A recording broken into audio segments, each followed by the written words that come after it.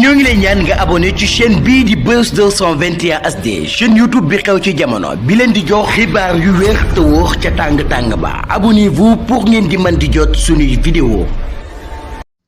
Seydina Omar Touré di xamle ni njiitu réew mi daal li fi am moo ko rek def fii ci Sénégal te moom itam moo ko sañ ci histoire politique gu Sénégal ndax nag ab candidat boo xam ni dafa waroon a génn amal campagne am waaye boo dee xool moom mi ngi ci biir kaso bi. génnul benn yoon kon ngir amal campagne bi comme ni ko yeneen moromam yi di amalee mu ni loolu du dëgg du yoon te ñaawlu nañ ko ba fu ñaaw lu yem ndax njiitu réew mi daal kon woy wi rek dina ko daal di topp ndax li mu teg daal tegu ko fenn itam rek tegu ko itam ci tegukaay bi moom Seydina Omar Touré kàddu yi sax mi ngi ko daal di xamle ci page Facebook am mu ni nag nañu xam ne fi mu nekk nii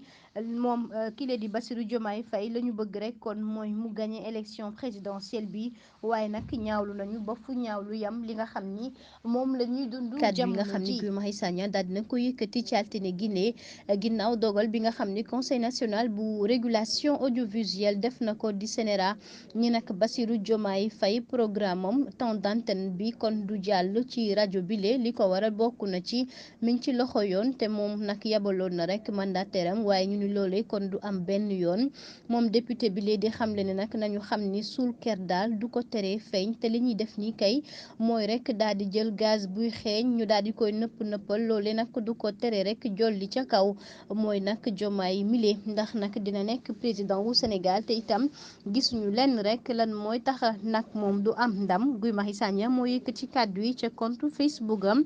moom nag ginnaaw temps d'antenne bi nga xam ni xañ nañ ko Bassirou Diomaye Faye mile fukki fan ci weeru mars atum 2024 kon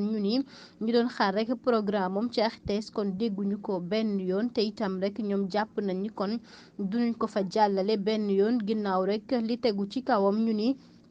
moo waral nag kon ñu ni duñ ko def benn yoon te loolee jëm ci émission yi nga xam ni tamit dinañ ko waajal ci candidat yi moom Bassirou Diomaye Faye du ci bokk.